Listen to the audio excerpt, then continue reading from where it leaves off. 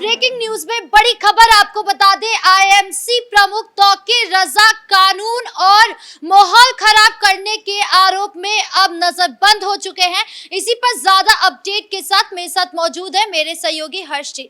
Sir, क्यों तौकीर रजा जो है वो गिरफ्तार हुए हैं? देखिए, मौलाना तौकीर रजा अब वो नाम बन चुके हैं जो कहीं ना कहीं उत्तर प्रदेश में चाहते हैं कि माहौल खराब हो जाए। और ऐसा पहली बार नहीं हुआ है, इससे पहले हमने देखा है कि 2 बार वो ऐसा कर चुके हैं। और ऐसा करने की वजह ये है कि वो बार बार बजरंग दल को कह रहे हैं कि प्रतिबंधित करिए। बजरंग दल को कह रहे हैं कि वो आतंकवादी संगठन है। अब भाई, आप किस आधार पर कह रहे हैं कि बजरंग दल आतंकवादी संगठन है, आप वो तो बताइए। सिर्फ उनका यही कहना है कि बजरंग दल मुस्लिमों के खिलाफ काम करता है, बजरंग दल मुस्लिमों से नफरत करता है। हालांकि ऐसा तो बीजेपी के लिए भी कह रहे हैं। तो क्या बीजेपी को भी वो मांग करेंगे कि बीजेपी को बैन कर दो? बीजेपी की तो सरकार है उत्तर प्रदेश में। तो कहीं ना कहीं मौलाना तौकीर रजा किसी आधार पर कोई बात नहीं कह रहे हैं। मौलाना तौकीर रजा सिर्फ और सिर्फ उत्तर प्रदेश का माहौल खराब करने की कोशिश कर रहे हैं। लेकिन अगर ऐसा हुआ तो मौलाना तौकीर रजा कल के दिन जेल में भी जा सकते हैं। अभी तो उन्हें सिर्फ नजरबंद किया गया है। लेकिन योगी आदित्यनाथ सरकार कोई भी ऐसे उत्पात को नहीं चाहती है जिससे उत्तर प्रदेश का माहौल खराब हो। अगर माहौल खराब हुआ तो पुलिस का डंडा तो चलेगा ही मौलाना तौकीर रजा पे, लेकिन मौलाना तौकीर रजा को जेल भी हो सकती है। और हम ये जरूर कह सकते हैं कि मौलाना तौकीर रजा चुनावों के समय में दरअसल इस समय आ गए हैं और ये बताने की कोशिश कर रहे हैं कि मुसलमानों पे अत्याचार हो रहा है। वक्फ बिल को लेकर वो बार बार बोल रहे हैं कि वक्फ बिल जिस तरीके से सरकार लेकर आई है वो नाजायज तरीके से लाई गई। लेकिन मौलाना तौकीर रजा को क्या दिखा नहीं कि संसद में उस पर बहस हुई, लोकसभा राज्यसभा से वो पास हुआ, उसके बाद राष्ट्रपति के हस्ताक्षर हुए, उसके बाद वो कानून में लाया गया। तो मौलाना तौकीर रजा क्या चाहते हैं? क्या वो भ्रम की स्थिति फैलाना चाहते हैं उत्तर प्रदेश में चुनावों के समय में? क्योंकि पंचायत चुनाव 2026 के अंदर होने हैं, बहुत ही कम समय बचा है। उसके बाद 2027 में विधानसभा चुनाव होंगे। ऐसे में क्या वो एक पार्टी के लिए अंदर खाने काम कर रहे हैं? क्योंकि जिस तरीके से मौलाना तौकीर रजा के साथ अखिलेश यादव की टोपी लगाए तस्वीर नजर आती है, तो कहीं ना कहीं कहा जा सकता है कि भैया आप अंदरूनी काम कर रहे हैं एक पार्टी के लिए और इसलिए उत्पात मचाना चाहते हैं ताकि आप एक पार्टी के लिए बखूबी काम कर सकें और तमाम कट्टरपंथियों के बताया जा सके कि देखिए आपके साथ कितना जुल्म हो रहा है, जुल्म ढाया जा रहा है आपके ऊपर। इतना ही नहीं, मौलाना तौकीर रजा तो ये भी बात कर रहे हैं कि कैसे अल्पसंख्यकों का उत्पीड़न हो रहा है, अल्पसंख्यकों के ही मकान तोड़े जा रहे हैं। उत्तर प्रदेश की सरकार अल्पसंख्यकों के मकान तोड़ रही है। बुलडोजर जो चलाया जा रहा है वो अल्पसंख्यक लोगों के घर पर ही चलाया जा रहा है। हमारी मस्जिदें तोड़ी जा रही हैं। तोड़ना नहीं कह रहे हैं, वो कह रहे हैं मस्जिदें शहीद की जा रही हैं। वो इस शब्द का इस्तेमाल कर रहे हैं ताकि उन लोगों के सेंसिटिव टच हो पाए जो मुस्लिम कौम के लोग हैं और मुस्लिम को कोई ऐसी हरकत कर दे कि उत्तर प्रदेश का माहौल अराजक हो जाए। ये चाहते हैं मौलाना तौकीर रजा। तौकीर रजा जिस तरीके का बयान लगातार दे रहे हैं कि बुलडोजर एक्शन जो चल रहा है वो मुसलमानों के खिलाफ चल रहा है या फिर जो भी विकास के काम हो रहे हैं उसको वो गलत तरीके से दिखा रहे हैं, एक तरीके से भ्रम फैलाने की कोशिश कर रहे हैं। देखिए, उत्तर प्रदेश में मुसलमान वोटर को लेकर हर कोई ये रहा है कि मुसलमान वोट उसका हो जाए। क्योंकि उत्तर प्रदेश में खासतौर पर हम देखते हैं कि एक अखिलेश यादव हैं जो हमेशा से कहते रहे हैं कि मुसलमान वोट हमारा है। और उत्तर प्रदेश के अंदर ही हमने देखा है कि किस तरीके से कई और पार्टियां ऐसी हैं। अब तो उसमें चंद्रशेखर आज़ाद उर्फ रावण भी आ गए हैं जो ये कहते हैं कि भैया अब मुस्लिम वोट हमारा है, लाइन में वो भी आ गए हैं। लेकिन इससे पहले कांग्रेस भी कहती रही है कि मुसलमान वोट बैंक हमारा है। अब जब मुसलमान वोट बैंक को लेकर रणनीति चाहती रही है समाजवादी पार्टी की तरफ से, कांग्रेस की तरफ से या फिर अभी जो रावण की तरफ से, कि इन मौलानाओं को कहीं ना कहीं अपनी तरफ किया जाए और इन मौलानाओं से ऐसी बात कहवाई जाए कहीं ना कहीं लोगों को लगे कि अगर मौलाना कह रहे हैं तो सच है। पार्टी की बात नहीं मानेंगे लेकिन अगर जो मौलाना ने कह दिया वो बात मान लेंगे। और इन मौलानाओं को पूरी तरीके से संरक्षण मिलता है समाजवादी पार्टी जैसे समाजवादी पार्टी का, अखिलेश यादव जैसे लोगों का, कांग्रेस के लोगों का। और आप ये कह सकती हैं कि अब रावण भी उसी राह पर चल पड़े हैं।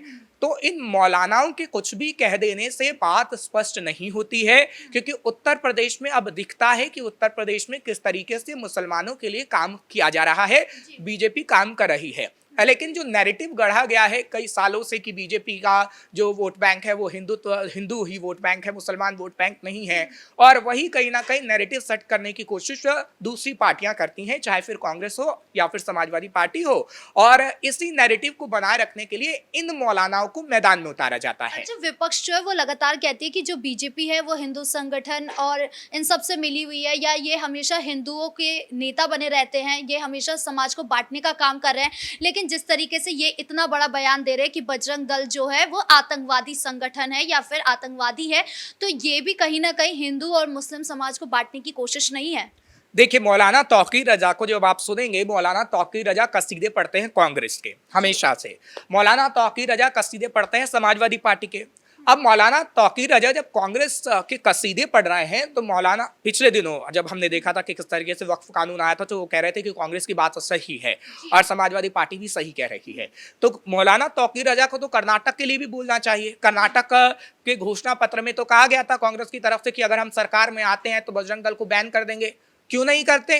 कांग्रेस से मांग करे ना कि कांग्रेस की जहां जहां सरकार है आप बैन करिए। जब मौलाना तौकीर रजा इतने ही हिमायती कांग्रेस के बने हैं, समाजवादी पार्टी के बने हैं, अभी कांग्रेस, चलिए समाजवादी पार्टी की तो सरकार ही नहीं है किसी भी राज्य के अंदर, लेकिन कांग्रेस की तो है, और कर्नाटक के अंदर तो कांग्रेस की सरकार बाकायदा है और ऐलान भी किया गया था। तो मौलाना तौकीर रजा पहले कांग्रेस से डिमांड करे ना, जब जिनके वो कसीदे पढ़ते हैं उनसे कहें कि भैया कर्नाटक में आप बजरंग दल को प्रतिबंधित कर दीजिए, लेकिन ऐसा नहीं है, क्योंकि कांग्रेस को भी कहीं ना कहीं वोट बैंक की फिक्र है और कांग्रेस नहीं चाहती कि थोड़ा हिंदू वोट बैंक जो उनके साथ आया है वो कहीं ना कहीं छिटक जाए। अच्छा, आपके हिसाब से हिंदू संगठन ने ऐसा क्या किया है कि तौकीर रजा उन्हें आतंकवादी जैसा बड़ा बयान दे रहे हैं? देखिए, जो भी संगठन होता है, चाहे वो इस्लामिक संगठन हो, हिंदूवादी संगठन हो, वो सब अपने अपने तरीके से काम करते हैं, लेकिन ऐसा नहीं होता है कि वो आतंकवादी संगठन ही हो जाते हैं, क्योंकि ऐसा कोई काम नहीं किया जाता, लेकिन उनके खिलाफ नैरेटिव सेट करने की कोशिश की जाती है।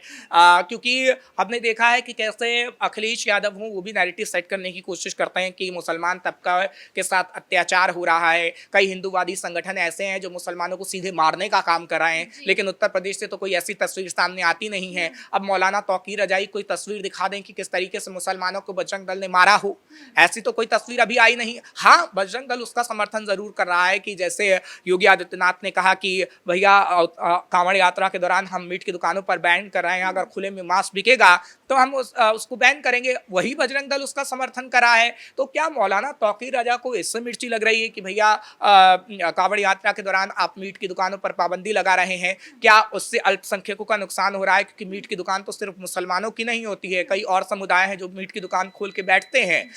तो कांवड़ यात्रा के दौरान भी ऐसा ऐलान हुआ, उसको लेकर भी कहीं ना कहीं पेट में दर्द मौलाना तौकीर रजा के हुआ है।